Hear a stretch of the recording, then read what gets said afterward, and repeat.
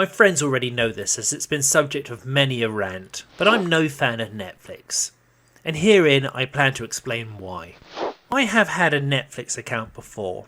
In fact, more than once. The first time I deactivated it the same day as setting it up, after spending over an hour scrolling through pages of the sort of films I could watch on ITV2 any day of the week. I decided it was a waste of money and closed the account. That, obviously, was the early days of Netflix, and they had not secured the rights for bigger films. Some years later, after many of my friends had converted, I was convinced to re-sign up. And for about a month I found a selection of films I had an interest in watching.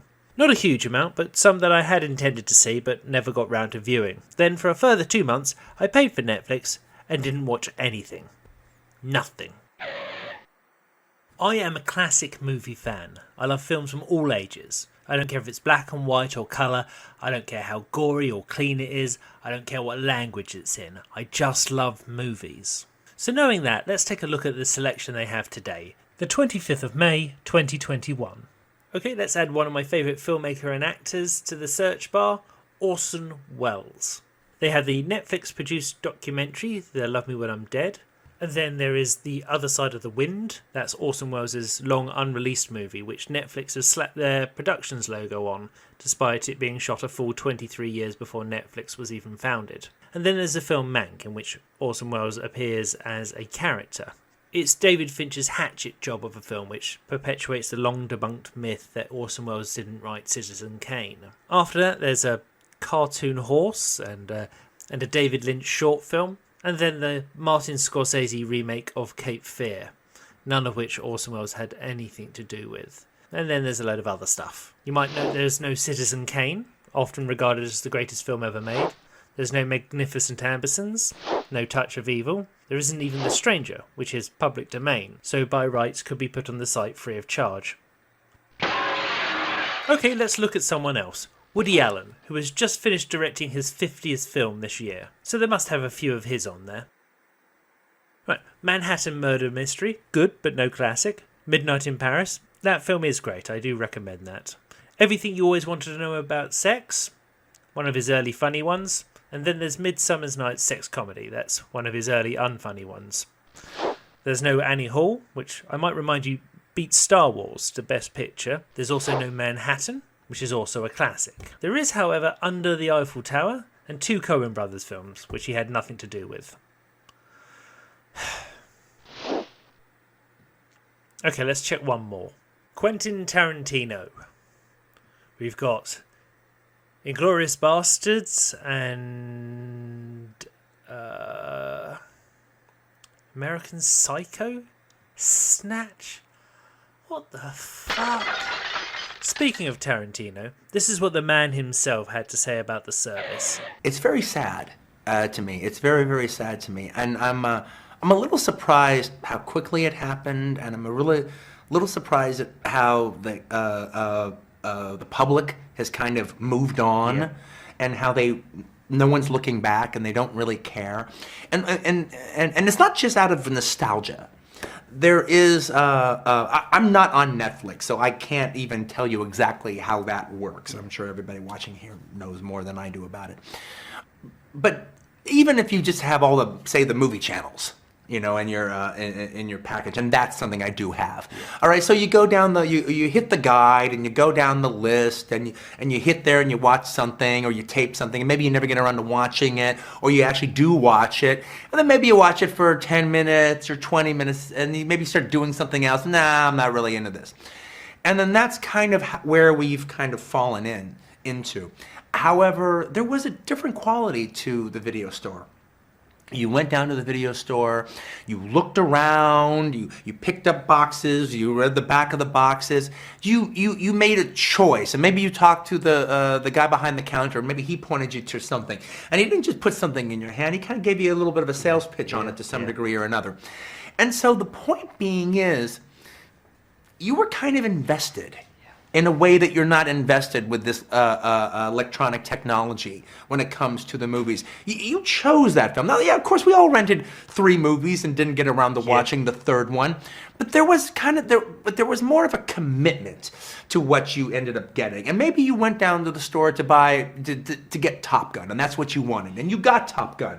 But then you picked up something you'd never heard about before, just because you wanted something more than just Top Gun, and maybe it was something that just kind of really caught your eye. You didn't know anything about it, and you took a chance. But you rented it, so you actually wanted to try to watch it to some degree or another, and that's what's really lost. And so in a weird way, what's lost is commitment. I don't want to misrepresent Netflix. There are some classic movies on there. I was pleasantly surprised with the amount of Monty Python they had. But I watched all these shows to death back when I was in my teens, but Netflix weren't to know that. It just doesn't have the movies I want to watch. For example, these are the first 5 films on my recently watched pile. The Killing of America, Irreversible, 200 Motels, Repo the Genetic Opera, and Belladonna's Sadness. Netflix is just playing to a different crowd. My friends tell me that they subscribe to Netflix for the original content, like the movie Bright, which manages to botch a great premise, or The Irishman, which is a 3.5-hour remake of every Scorsese movie, but now with added anti-aging CGI, so it looks like a computer game cutscene. And then there's the endless Adam Sandler comedies, which range from the completely fine to the completely terrible. One film which does stand up is Marriage Story, which is genuinely one of the best films I've seen in recent years. But if we're talking about the law of averages here, Netflix misses way more than it hits. Apparently it's the TV shows I should be watching. Now, I don't care about TV. Yeah, there's some great stuff on, but there's also a lot of shit. And I'm not interested in long-running drama. I've watched about 5 hours of Breaking Bad. I could see it was heading somewhere. I just found it a bit too slow. My housemate said, "Oh, it warms up in the second series." And I was like, if you can't get something interesting in 5 hours, then I'm not going to give you any more of my time. This is a tangent, but I write plays. In fact, I had one performed recently. The script, at 12,000 words long, should have run about 70 minutes or so, but the production was so intended keeping momentum going and squeezing out everything that was unnecessary that the final show ended up running 55 minutes. An hour once you take into account the bows and getting people in and out of the venue. And still the director was talking about cutting lines here and there so he could make it the tightest show he could. I gave Breaking Bad 5 hours and nothing really happened. I could have watched Pulp Fiction twice in that time. Why I like movies is that you come in at the beginning knowing nothing, you watch the screen for 2 hours, things which are set up are resolved, characters change, it builds to a crescendo, and you leave knowing everything. TV used to be a lot like this. If you look at the early days of Star Trek or Twilight Zone, you'll see little self-contained movies each week. It might have the main cast or a side character, but the plot was set up and then resolved within 30 minutes or the hour's runtime of the show. Now you get a continuing narrative. Shows like House of Cards, rather than having self-contained episodes, have one long meandering storyline spread thinly over 10 to 13 hours of screen time, in which nothing happens to close to 45 minutes per episode. Then there'll be a quick bit of plot and a cliffhanger to entice you back to watch the next dull as shit episode. I watched the first 3 seasons of House of Cards before I came to the realisation that I don't like it. I was just watching it because the next episode automatically starts. The same thing happened when it came to the sitcom The Ranch. I said to myself, I'm not laughing, I'm just sitting through this because I've started and it feels like I should finish. I know people who stick Netflix on to fall asleep to, or to have something on in the background, which is reducing stories to ambient noise. Performance existed before the written word. There was storytelling, and those stories would be acted out, which gave rise to theatre, and so on and so on, and until now, when you stick the telly on because you want something extra to ignore. Now, all of that is opinion and opinion alone, and it would be very easy to say, well, I like Netflix shows, and that would be that, were it not for the fact that the business model was dreadful. It's never been a secret that despite the fact that everyone has an account, Netflix profit margins are incredibly low. Now you'll probably say, it's early days for them, they've not been making original content for very long. But therein lies the problem of the subscriber model. As you can tell from the list of films I recently watched, my taste is a little offbeat. So when I go to the cinema, it's ready to see a film which is sold out. So let's take the last film I saw which was sold out. 2009's Avatar. This film cost $237 million to make. So to make that back, they have to put as many bums on seats as possible, and thereafter sell as many DVDs as they can. The more people who see it, the more money they make. If you want to see it on the big screen twice, you pay twice. And you can tell what is a hit by the amount of people who come to see it.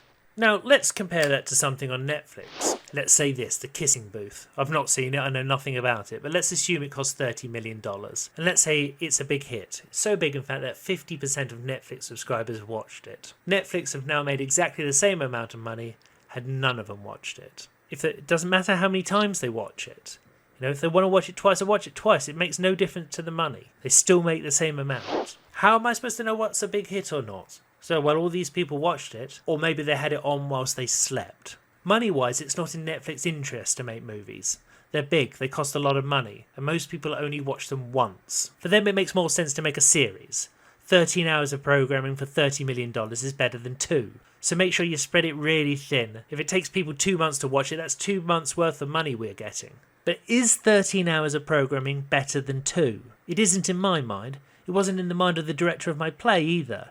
70 minutes was not better than 55. 55 was better. It kept it going. I don't want to vegetate in front of a screen, drifting in and out of the plot. I want to be gripped by action and drama. I want laughs. I want romance. I want big characters. I want sharp lines. I want to come in knowing nothing, and I want to leave 2 hours later knowing everything. Netflix isn't just killing cinema. It's killing storytelling. And it can fuck right off. I'm Scott Kingsnorth, and I'm making a movie.